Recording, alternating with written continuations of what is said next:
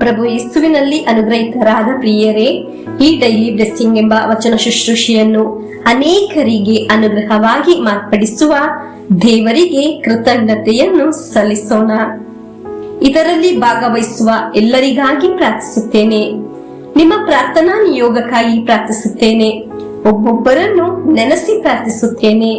ನಮ್ಮ ಸುತ್ತಮುತ್ತ ಇರುವ ಎಲ್ಲಾ ಕಾರ್ಯಗಳಿಗಾಗಿ ಪ್ರಾರ್ಥಿಸುತ್ತೇನೆ. ಪ್ರತ್ಯೇಕವಾಗಿ ಶಾಲಾ ಕಾಲೇಜ್ ಪ್ರಾರಂಭವಾಗುವ ಈ ಸಮಯದಲ್ಲಿ ನಮ್ಮ ಮಕ್ಕಳನ್ನು ಸಮರ್ಪಿಸಿ ಪ್ರಾರ್ಥಿಸುತ್ತೇನೆ.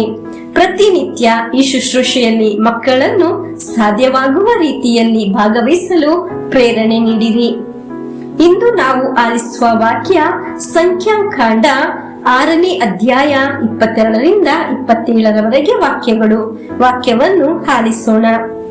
ಸರ್ವೇಶ್ವರ ಮೋಶೆಗೆ ಹೀಗೆಂದರು, ನೀನು ಆರೋನನಿಗೂ ಅವನ ಮಕ್ಕಳಿಗೂ ಹೀಗೆ ಆಜ್ಞಾಪಿಸು, ನೀವು ಇಸ್ರಾಯೇಲರನ್ನು ಆಶೀರ್ವದಿಸುವಾಗ ಈ ಪ್ರಕಾರ ಹೇಳಬೇಕು, ಸರ್ವೇಶ್ವರ ನಿಮ್ಮನ್ನು ಆಶೀರ್ವದಿಸಿ ಕಾಪಾಡಲಿ.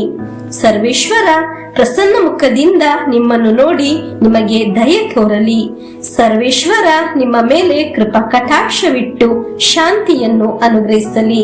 ಹೀಗೆ ಅವರು ಇಸ್ರಾಯೇಲರ ಮೇಲೆ ನನ್ನ ಹೆಸರನ್ನು ಉಚ್ಚರಿಸುವಾಗ ನಾನು ಅವರನ್ನು ಆಶೀರ್ವದಿಸುವೆನು. ಪ್ರಿಯರೇ, ಒಬ್ಬ ಗುರುಗಳಾಗಿ ನಾನು ನಿಮ್ಮಲ್ಲಿ ಹೇಳಲೇ, ಈ ಧ್ಯಾನ ಮಂದಿರದಲ್ಲಿ ಶುಶ್ರೂಷೆಯಲ್ಲಿ ಭಾಗವಹಿಸಲು ಬರುವವರ ತಲೆಯ ಮೇಲೆ ಕೈಯಿಟ್ಟು ನಾನು ಹೇಳುವ ಮಾತುಗಳು ಅನುಗ್ರಹಿಸಲಿ ಎಂದು, ಪರಿಪಾಲಿಸಲಿ ಎಂದು. ಪ್ರಿಯರೇ, ಈ ಸಮಯ ಈ ಶುಶ್ರೂಷೆಯಲ್ಲಿ ನಾನು ನಿಮ್ಮನ್ನು ಅನುಗ್ರಹಿಸಿ ಪ್ರಾರ್ಥಿಸುತ್ತೇನೆ. ಈ ಶುಶ್ರೂಷೆಯಲ್ಲಿ ಭಾಗವಹಿಸುವ ನಿಮ್ಮನ್ನು ದೇವರು ಅನುಗ್ರಹಿಸಲಿ ಎಂದು, ನಿಮ್ಮನ್ನು ನಿಮ್ಮ ನಿಯೋಗವನ್ನು ಅನುಗ್ರಹಿಸಲಿ, ಪರಿಪಾಲಿಸಲಿ ಎಂದು. ಪ್ರಿಯರೇ, ದೇವರಿಂದ ಅಭಿಷೇಕ ಸಿಕ್ಕಿದ ಒಬ್ಬರು ದೇವರ ನಾಮದಲ್ಲಿ ಅನುಗ್ರಹಿಸಿದರೆ ಆ ಕೂಡಲೇ ದೇವರು ನಮ್ಮನ್ನು ಅನುಗ್ರಹಿಸಲು ಪ್ರಾರಂಭಿಸುತ್ತಾರೆ. ಹಾಲೆಲೂಯಾ. ಪ್ರಿಯರೇ, ನೀವು ಒಬ್ಬ ಗುರುಗಳ ಹತ್ತಿರ ಹೋಗುವಾಗ ಪ್ರಾರ್ಥಿಸಲು ಮಾತ್ರವಲ್ಲ ಹೇಳುವುದು, ನಮ್ಮನ್ನು ಅನುಗ್ರಹಿಸಿ ಪ್ರಾರ್ಥಿಸಿರಿ ಎಂದು ಹೇಳಬೇಕು.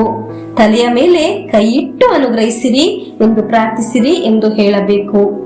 ಸುಮ್ಮನೆ ಒಂದು ಪ್ರಾರ್ಥನೆ ಸಿಗುವುದು, ಅನುಗ್ರಹ ಸಿಗುವ ಪ್ರಾರ್ಥನೆ ಸಿಗುವುದು ಎರಡಾಗಿದೆ.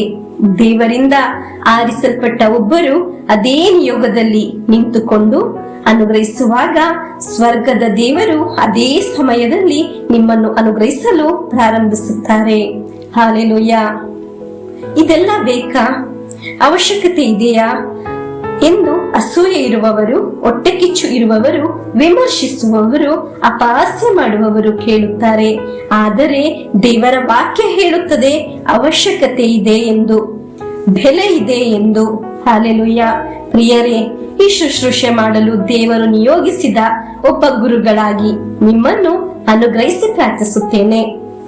ಇಂದು ಆಲಿಸಿದ ವಾಕ್ಯದಲ್ಲಿ ನಿಮಗಾಗಿ ಪ್ರಾರ್ಥಿಸುತ್ತೇನೆ. ಈ ಶುಶ್ರೂಷೆಯಲ್ಲಿ ಭಾಗವಹಿಸುವ ಎಲ್ಲರನ್ನು ದೇವರು ಅನುಗ್ರಹಿಸಲಿ. ನಿಮ್ಮ ಸಮಸ್ಯೆಗಳು ಮಾಯವಾಗಲಿ, ನಿಮ್ಮ ರೋಗಗಳು ಸೌಖ್ಯವಾಗಲಿ, ನಿಮ್ಮ ಸಾಲಗಳಿಂದ ಬಿಡುಗಡೆ ಹೊಂದಲಿ, ನಿಮಗೊಂದು ಒಳ್ಳೆಯ ಮನೆ ಲಭಿಸಲಿ, ನಿಮ್ಮ ಮಕ್ಕಳು ಅನುಗ್ರಹಿಸಲ್ಪಡಲಿ, ಅನೇಕ ದುರಾಭ್ಯಾಸಗಳು ಬಿಡುಗಡೆಯಾಗಲಿ, ಕೆಲಸ ವರಮಾನವೆಲ್ಲ ಅನುಗ್ರಹಿಸಲ್ಪಡಲಿ, ನಿಮ್ಮ ಆಧ್ಯಾತ್ಮಿಕ ಬೆಳವಣಿಗೆ ಅನುಗ್ರಹಿತವಾಗಲಿ, ನಿಮ್ಮ ಕೆಲಸ, ಸಾಕು ಪ್ರಾಣಿಗಳು, ಅದರಿಂದ ಇರುವ ಆದಾಯ ಎಲ್ಲ ಅನುಗ್ರಹಿಸಲ್ಪಡಲಿ.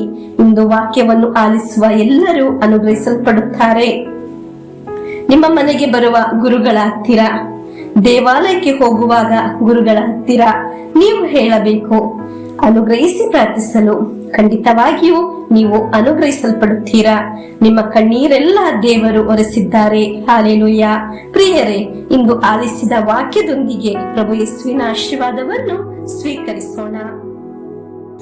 ನಮ್ಮ ಪ್ರಭು ಯೇಸು ಕ್ರಿಸ್ತರ ವರಪ್ರಸಾದವು, ದೇವರ ಪ್ರೀತಿಯು, ಪವಿತ್ರಾತ್ಮರ ಅನ್ಯೋನ್ಯತೆಯು ನಮ್ಮೊಡನೆ ಇರಲಿ.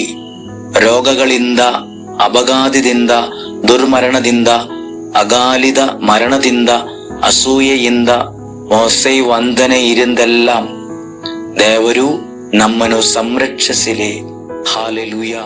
ಆಮೆನ್.